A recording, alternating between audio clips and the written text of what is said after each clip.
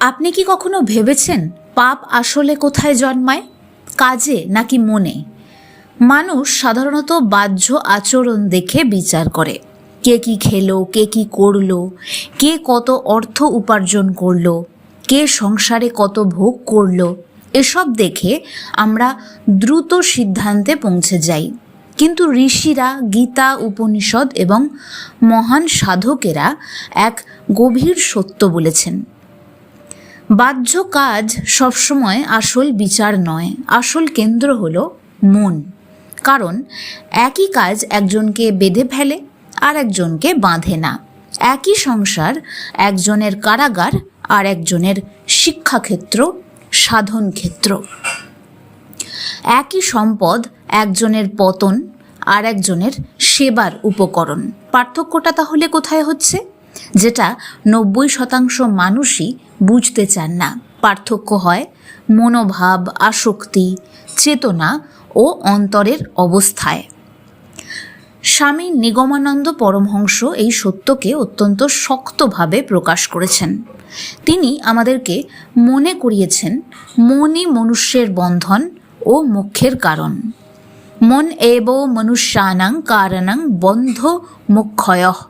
এই একটি বাক্যর মধ্যে সমস্ত সাধন পথের সার লুকিয়ে রয়েছে। আমরা সাধারণত মনে করি বাইরের মানুষ, পরিস্থিতি, ভাগ্য, পরিবার, অর্থনৈতিক অবস্থা এই সব আমাদের সুখ দুঃখের কারণ। কিন্তু শাস্ত্র বলছে মূল কারণ ভেতরে। মন বিষয় আসক্ত হলে বন্ধন, আর বিষয় বৈরাগ্য জন্মালে মুক্তি। এই শিক্ষাটা শুনতে সহজ, কিন্তু গভীরভাবে বুঝতে গেলে জীবন বদলে যায়। ধরুন, দুই ব্যক্তি একই ধনসম্পদের মধ্যে বাস করছে। একজন দিন রাত ভয় পাচ্ছে, যদি হারাই, যদি কমে যায়, যদি অন্য কেউ নিয়ে নেয়। সে কিন্তু সম্পদের মালিক হয়েও সম্পদের আসলে দাস। আর একজন একইভাবে সম্পদকে দায়িত্ব বলে মনে করছে। সে ভাবছে এ ঈশ্বর প্রদত্ত, সৎভাবে ব্যবহার করব, প্রয়োজন মতো দান করব, সময় এলে ছেড়েও দেব। সে সম্পদের মধ্যে থাকলেও মুক্ত।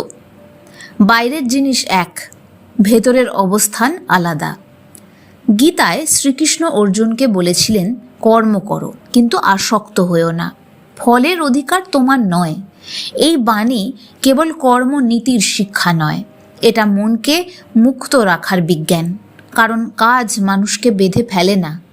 কাজের সঙ্গে আমাদের আমার বোধ, আমিই কর্তা বোধ, এই ফল আমার চাই এই বোধ, এই সব মানুষকে বেঁধে ফেলে।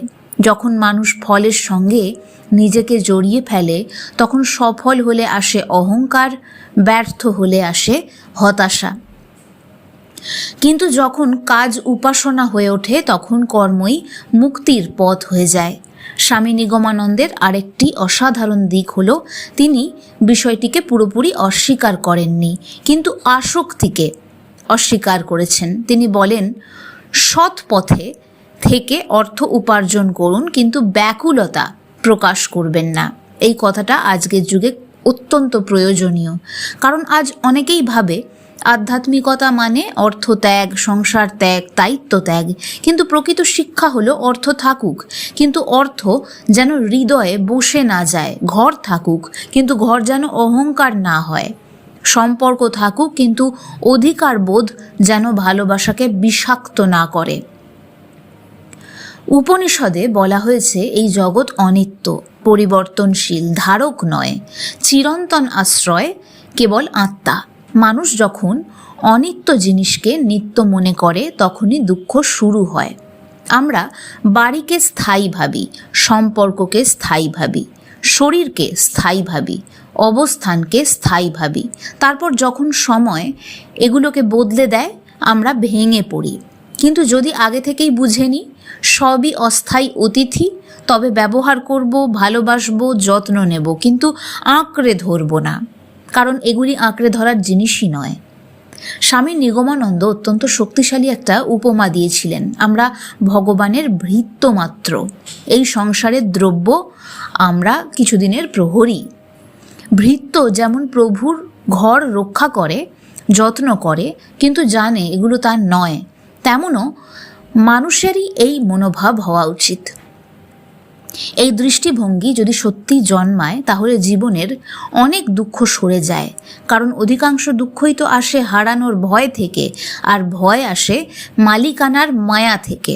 ভাবুন, আপনি একটি ঘরে থাকেন, যদি মনে করেন এটাই আমার চিরস্থায়ী দুর্গ, তবে ছোট ক্ষতিতেও কষ্ট হবে।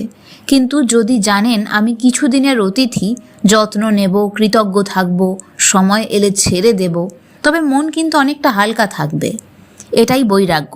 বৈরাগ্য মানে ঘৃণা নয়, পালানো নয়, দায়িত্বহীনতা নয়। বৈরাগ্য মানে ব্যবহার আছে, আসক্তি নেই, ভালোবাসা আছে, আঁকড়ে ধরা নেই, কর্তব্য আছে, দাসত্ব নেই। প্রারব্ধের প্রসঙ্গ এখানে গভীরভাবে চলে আসে। আমরা যেটা রোজ ভুগছি, আমাদের জীবনে যে পরিস্থিতিগুলো আসছে, জন্ম, পরিবার, কিছু সুবিধা, কিছু বঞ্চনা, কিছু অপ্রত্যাশিত সুখ, কিছু অনিবার্য দুঃখ, সবটাই তো প্রারব্ধেরই ক্ষেত্র। কিন্তু প্রারব্ধ কখনো আমাদের অন্তরের স্বাধীনতা কেড়ে নিতে পারে না। কেউ সম্পদ নিয়ে জন্মায়, কেউ সংগ্রাম নিয়ে, কেউ সুস্বাস্থ্য নিয়ে, কেউ দুর্বলতা নিয়ে। কিন্তু কে মুক্ত হবে তা শুধু বাইরের অবস্থা ঠিক করে না, অন্তরের অবস্থাই পরবর্তী পদক্ষেপ, পথ এগুলো নির্ধারণ করে। একজন দরিদ্র ব্যক্তি সম্পদ না পেয়েও শান্ত হতে পারেন যদি তার মন ঈশ্বর বিশ্বাসে স্থির হয় এবং তার সামনে যে পথগুলি খোলা রয়েছে সেগুলোকে সৎভাবে ব্যবহার করে সে তার আর্থিক অবস্থার উন্নতিও ঘটাতে পারে। কিন্তু শুরুটা মানসিক অবস্থার উন্নতি থেকেই হতে হবে।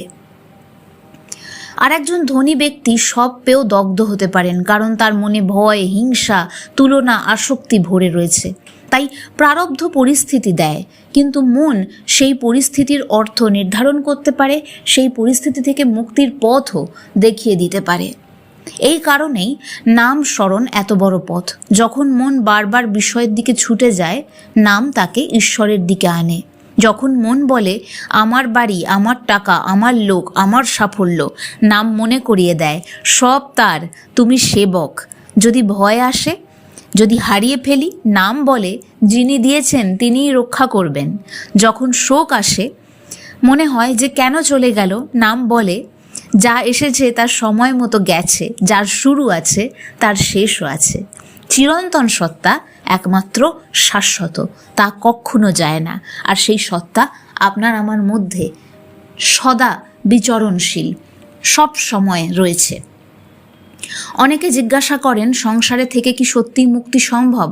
গীতা ও মহান সাধকেরা বলছেন হ্যাঁ, সম্ভব, যদি মন মুক্ত হয়। অর্জুনকে যুদ্ধক্ষেত্রে দাঁড়িয়ে গীতা বলা হয়েছিল, তাকে কোনো নির্জন স্থানে শান্তিতে বসিয়ে বলা হয়নি, বনবাসে নিয়ে গিয়ে বলা হয়নি।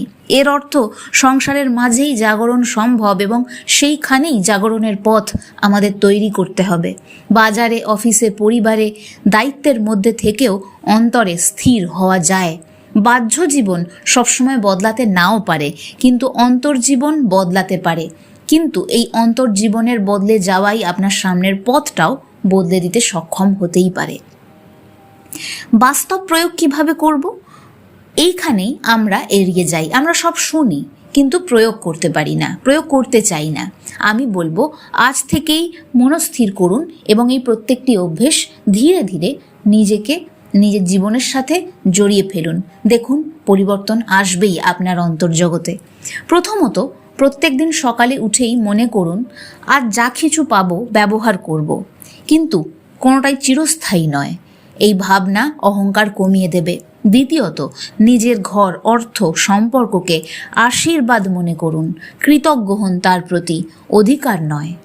আশীর্বাদ হারালে কষ্ট হয়, বিদ্বেষ জন্মায় না, এবং এই বোধটাও জন্মায় যিনি আশীর্বাদ করেছিলেন তিনি আবারও আশীর্বাদ করবেন। অধিকার হারালে কিন্তু রাগ হয়। তৃতীয়ত, প্রতিদিন কিছু সময় নাম স্মরণ করুন। নাম মনকে কেন্দ্র দেয়। যখনই খারাপ সময় আসবে সেই সময়টাকে বা সেই ঘটনাটাকে তার পায়ে সমর্পণ করে দিন। বলুন মনে মনে যে এই যে ঘটনাটা ঘটলো এটা আমি তো দেখলাম, কিন্তু আর একটা বড় শক্তিও দেখলো। ঠাকুর তুমি দেখছো, তুমি এর বিচার করো, আমি সব দায়িত্ব তোমার উপরে দিয়ে দিলাম। বলে আপনি আপনার পরবর্তী কাজের দিকে মনোনিবেশ করুন। চতুর্থত, কোনো জিনিস হারালে সঙ্গে সঙ্গে বলুন, এটাও তো অনিত্যই ছিল, আমার প্রকৃত সত্তা তো অক্ষত আছে। প্রথমে মুখে বলুন, পরে সেটা ঠিক মনে ঢুকে যাবে। পঞ্চমত, কিছু অর্জন করলে মনে মনে বলুন, তার কৃপায় হয়েছে, তার প্রতি ধন্যবাদ জানান। অহংকার কমে যাবে, কৃতজ্ঞতা বেড়ে যাবে।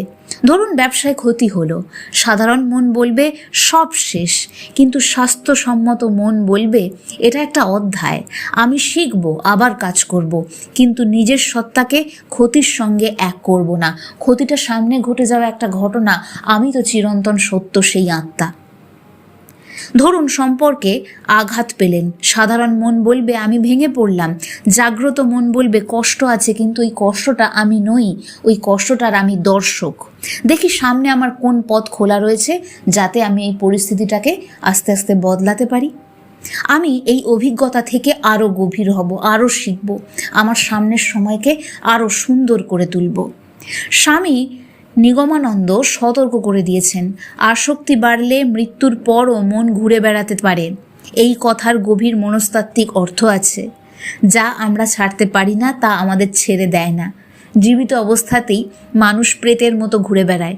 অতীত স্মৃতি, অপমান, হারানো সম্পদ, পুরনো সম্পর্ক, ভাঙা আশা, এসবের চারপাশে। তাই মুক্তি শুধু মৃত্যুর পরের বিষয় না, মুক্তিটা এই মুহূর্তের বিষয়। খেয়াল করে দেখবেন, অনেক মানুষের সাথে কথা বললে তাদের কথার মধ্যে এখনও 20 বছর আগে ঘটে যাওয়া কোনো খারাপ ঘটনা ফিরে ফিরে আসে। সে কিন্তু এখনও সেই অতীতের সময়টার মধ্যে বেঁচে রয়েছে, সে আর সামনের দিকে এগোতেই পারেনি। উপনিষদ বলছে, যে জানে আমি কে সে ভয় মুক্ত হয়, কারণ ভয় সবসময় আমার এই বোধটার সাথে জড়িয়ে রয়েছে। আমার অর্থ, আমার শরীর, আমার সম্মান, আমার ভবিষ্যৎ। আমি যত সংকীর্ণ, ভয় তত বড়। আমি যত বিস্তৃত হয়ে আত্মচেতনায় যায়, ভয় তত ক্ষীণ হয়। স্বামী নিগমানন্দের পথ সেই সংকীর্ণ আমার থেকে অসীম তাঁর দিকে নিয়ে যাওয়ার পথ দেখায়।